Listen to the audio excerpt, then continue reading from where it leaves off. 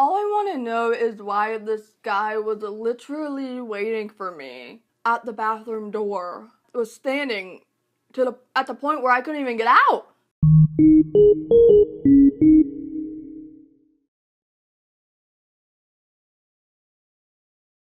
Hello and welcome back to the channel. Today we're going to talk about a couple of awkward encounters I've had with hearing people. Just so you know, this is meant to be a very kind of lighthearted video. Some things might not be as lighthearted, but for the most part, this isn't about like people being purposely honest or ableist in a way, like trying to be rude, you know. This was just, they really tried their best, or it was an accident type of thing, and it just kind of got a little weird. But hey, real quick, do you like my shirt? It says, "Do I look deaf now?" And if you remember a particular video where I had to post it on my face, 2 videos actually, we decided to make a t-shirt out of it. It is available in my Teespring store permanently, and anyone is allowed to have this, deaf, hearing, whatever. It's just meant to show that deafness does not have a particular look. We don't have an actual uniform, unless you also wore hearing aids and cochlear implants. But anyway, I also have mugs and phone cases and even just stickers if you don't want a shirt. I think there's some stuff below the video player that'll take you there. So let's start with the more recent one. I was at Playlist and a friend of mine and we went to a vegan restaurant. I wrote down my order. I've talked about the Make It Big text app quite a few times here on this channel, and I use that to communicate with hearing people. So when I am at a restaurant, I want to get my order taken, I just do that. I realized that there was one thing that I forgot to write down, but you can't go into the middle of the message and change things up, so I was going to try to point down to the menu, and she started screaming at me. Not in the way that you would scream at someone if they're really irritating you, although she really looked like she was irritated. But just in the way that, you know, when hearing people meet a deaf person for the first time or whatever, and they just start screaming really loudly because they think that's gonna help. That's what it was. And it was incredibly awkward because this was a very small space. I want to say that the entire, like, front desk area and the sitting area were the size of this room, almost, not including the kitchen and whatnot. She was just screaming so loud, thinking that I could hear her, and everybody was kind of turning around like, what the heck, and I just wanted to wither away. Ma'am, can we please not, like, I'm just, please point. So I just pointed to the bread, and that was it. That was, yeah. Please don't start shouting at deaf people. It's not gonna help. If you're at a party or a very loud bar, those are places where you can yell at each other and nobody's gonna really think twice because it's already so loud. But when you're in a pretty quiet sit-down restaurant, establishment of any kind, it's very awkward and really puts us on a spot. Please don't do that. So I stream on Twitch, if you didn't know, and I'll have my username up here. And I've been on Twitch for a little over a year now, and not only do I stream, I watch a lot of Fortnite. And I was watching a streamer named Loya, and she's from Sweden, and she has a little bit of an accent, and also her audio isn't so loud, so it's very difficult for me to really understand what she's saying. And there was a discussion going on in the chat, and I was trying to answer the question. There was a bit of an argument going around, and one of the mods said, well, whatever, let's just stop talking about it. Like Loya said, it's not meant to be realistic, blah, blah, blah. And I was like, oh, well, I don't know what she's saying. I can't hear her / understand her, so, you know, I missed that. This random person in the chat was like, just turn it up, which is a common thing that hearing people say. And I was just like, yeah, I can't. That isn't gonna help me. It is. My volume is maxed up. I mean, it's just not gonna work. And they were like, I don't get it. My ears don't work. What do you mean? I don't get it. What does it usually mean when somebody says that they can't hear something? Oh shit! They felt so bad about it, and I was just like, it's whatever, it's fine. And I went away to go do something. I think I was getting a coffee. I was gone for like 5-10 minutes, and I came back, and I went back onto the stream to watch, and I got a notification. I opened it, and it said, this person who said all that has gifted you a sub, a tier 1 sub, to Loya. I know why you're gifting me this. I know why you're gifting me this. But I messaged them and I said, hey, thank you for the gift sub. I appreciate it because I do like watching her, but I couldn't afford to sub to her.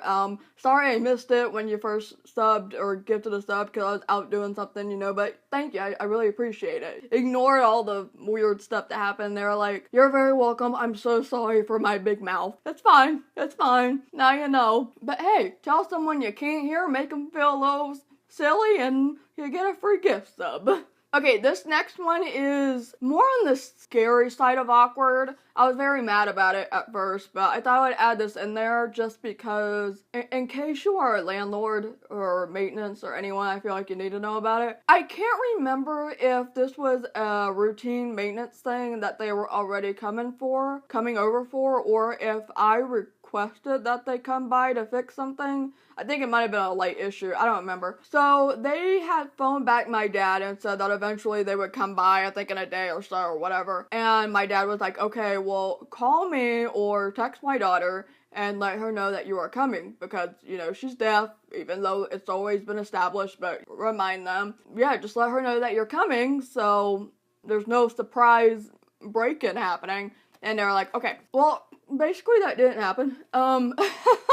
It was the day that I kind of figured that they were gonna come by, but I had yet to receive an actual notification that said that they were on the way because we didn't even get a real, time frame, right? I have my chain on my door during the night hours just in case. Well, I feel like anybody does, but especially me. For me, I have double the reason to have that on. I was going to the bathroom downstairs that's near the door, and I was hearing something, or feeling something rather, and I wasn't sure what it was, and I didn't answer anything, I didn't move, and all of a sudden I was starting to come out of the bathroom, and I think I'm someone who tends to walk around in just like a shirt and underwear, and so I'm pretty sure I was in my underwear. And all of a sudden, when I get out of the bathroom and I look at my door, I see the doorknob being twisted and the door opened. And I started freaking out a little bit inside because I didn't know what this was. Is somebody breaking into my apartment? And I'm so happy I had the chain on. Then I look and I'm like, what the heck?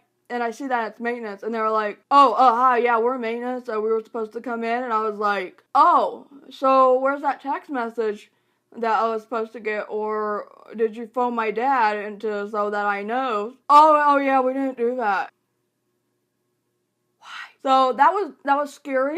It was more on the awkward side of scary, not as funny, but I thought I would mention it because, yeah. But we are going to end this with a last final, very awkward, slightly funny moment. So I went to San Diego, coming back from San Diego, for a thing with Google. I was on the way back, and they had on my ticket hearing assistance. So, what's it called? The manifest? Or am I thinking of something else? But it's the piece of paper that has the list of passengers and whatever. And I'm guessing they have something that says, where the disabled passengers are, right? Most of the time, flight attendants don't come up to me during the flight to give me any sort of written information. There have been times when a pilot wrote down on a napkin and stuff, but for the most part, it doesn't really happen. So to get from California to North Carolina takes about 4 to 5 hours, 4.5. Right before we were starting to land, I went to go to the bathroom because I had to pee a lot, and I did my final bathroom trip. I opened the door, and all of a sudden, I see one of the flight attendants right there in the pathway. First, I'm like, oh, they just happen to stand around, that happens. But no, this guy was there specifically for me, to wait for me at the bathroom, and he had a little sign with things written on it, and it said, let me know if you need any help. And I was like, okay, and I walked back to my seat. Here's why it's especially awkward. One, why are we waiting until landing to tell me anything of that sort? That's kind of the thing I feel like you might want to tell people, let me know if you need any help or any information before you take off. But more importantly, why are you waiting for me in the or right outside the bathroom? I mean, if you were where the drinks are, this was at the back of the plane, so if you're where the flight attendants tend to be, where the drinks are and everything, that I wouldn't worry about so much or feel awkward about. But if I'm opening the door and you're right there in my walkway, I'm slightly frightened.